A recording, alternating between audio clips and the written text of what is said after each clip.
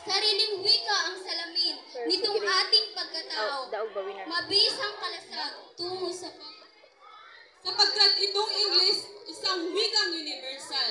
Wikang ating ginagamit sa pagkikipagtalastasan, sa pagkikipag-ugnayan sa mga dayuhan, upang itong mga bansa ay magkaunawaan. Sa mahal kong katunggali na kapwa ko Pilipino, huwag nating kalimutan, dapat nating isapuso. Itong wikang kinagisnan, ang wikang Pilipino, gamitin nating sandigan sa pag-unlad, pag-asenso. Hindi ko nalilimutan na ako ay Pilipino.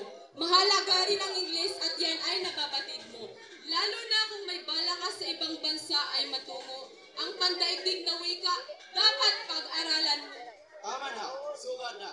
Ang pagtatalo nyo'y huwag palawagin pa. Sapagkat sa madlang manunood, kayo na po ang magpasya.